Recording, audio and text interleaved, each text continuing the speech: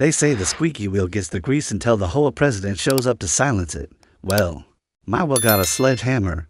Picture this, a sweltering Sunday afternoon. The sun baking every roof and driveway in sight, and me just a guy, trying to settle into my new home getting ambushed by a clipboard-wielding neighborhood tyrant, who claimed I didn't even belong here. She called the cops on me, on my own property, over a pool. Stick around, because by the end of the story you'll see how private property rights, a locked gate, and one determined homeowner turned the tables on an overzealous HOA boss and left her red-faced and beaten by the very rules she thought she controlled. The knock that shook my morning, the sun had barely crested the rooftops when a soft but urgent knock rattled my front door. It was 8 a.m. on a Saturday, prime time for coffee, cereal, and tackling the chaos of moving boxes.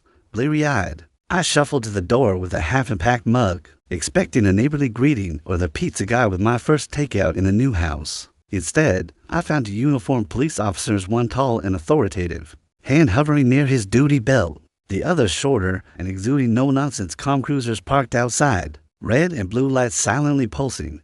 Behind them stood a woman in her late 40s, jet black hair in a tight ponytail, clipboard at the ready and a scowl that could curdle milk. There he is, she barked.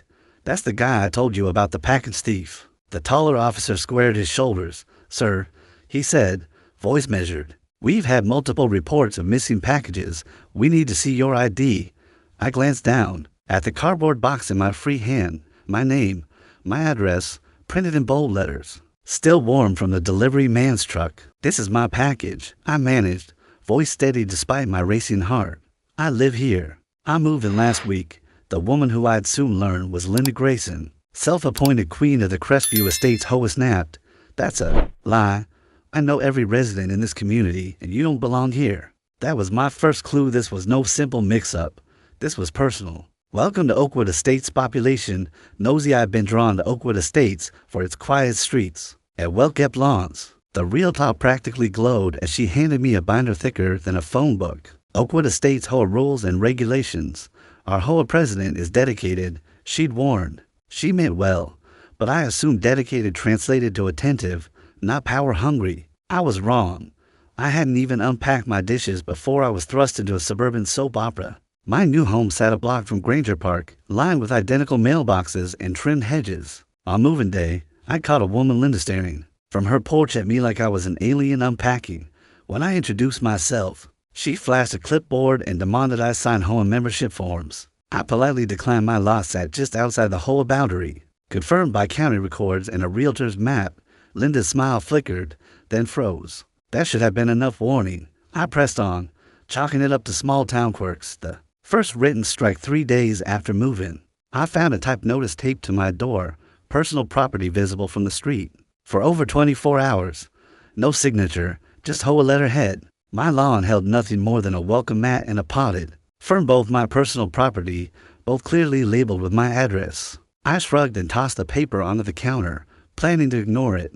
Later that night, I joined the neighborhood's private Facebook group, where Linda reigned supreme. Her avatar and eagle-eyed portrait sent warnings about porch pirates, shared blurry security cam stills, and urged neighbors to report suspicious activity. I skimmed the heated debate over stolen packages, entirely unaware I was about to become the star suspect, the gift I didn't steal that afternoon. My phone pinged. Your package has arrived. A small victory in unpacking a set of custom coffee mugs monogrammed with my initials. I needed a caffeine morale boost. I stepped onto the porch, grabbed the box, and turned inside only to hear a voice slice through the calm suburban quiet. Hey, stop right there. I spun around to see Linda sprinting across the street, phone held high like a trophy camera. She stopped at the edge of my driveway, voice booming. I knew someone new was behind these thefts. You're the package thief. I blinked at the box in my hands. Excuse me, these are mine. I live here. Her lips curled in contempt. The Pattersons live here. You're not the Pattersons. I pointed to the label. They moved. I bought the house. My name's Michael Chen. But she didn't look. She dialed 911, shouting, yes. I've caught the porch pirate. The crowd gathers within seconds. Neighbors popped out of their homes. A couple on the opposite porch. A young mom by her mailbox. Phones poised to record. Linda waved like a general rallying troops. Bob, Martha, see? This is the menace. I stayed calm. I'm not stealing. This is my home, my package. Some neighbors looked uncertain. Others murmured in support of Linda. Her loudest voice carried far. But louder doesn't always mean right. The officers take sides. When the patrol car arrived, Linda practically danced up to the officers. Officers, thank goodness, packages have vanished left and right, and I finally caught the thief. She thrust her phone at them, showing a single blurry photo of a man in dark clothes. The taller officer stepped forward. Sir, can we see some ID? Michael reached into his pocket. Of course, this is a mistake. I just moved in. My license, order confirmation, whatever you need. He kept his movements slow, hands visible. Linda scoffed. He could have forged it all. The officer checked the license. Address matches. Doorbell cam to the rescue. The shorter officer tapped his tablet. Do you have any footage? Michael nodded, opening his doorbell cam app. The screen illuminated the porch. Clear video of the delivery driver placing the box. Then Michael retrieving it. Timestamp, 3:15 p.m.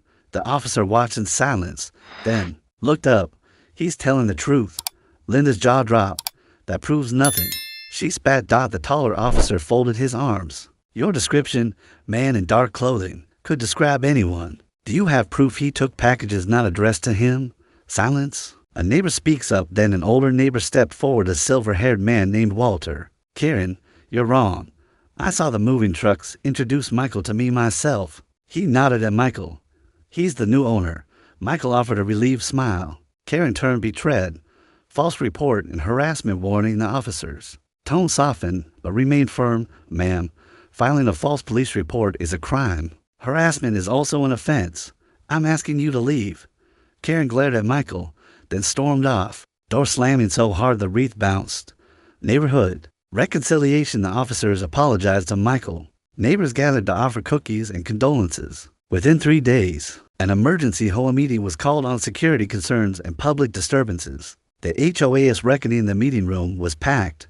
By closing time, a vote of no confidence 6-1 removed Linda as HOA president for abuse of power and harmful conduct. Then the vice president played bombshell security footage, clear video of Linda swiping packages from multiple porches. She had fabricated the theft spree to push a surveillance system tied to her brother-in-law's security business. Federal charges loomed. The HOA press charges: mail theft, a federal crime, false reporting, and harassment.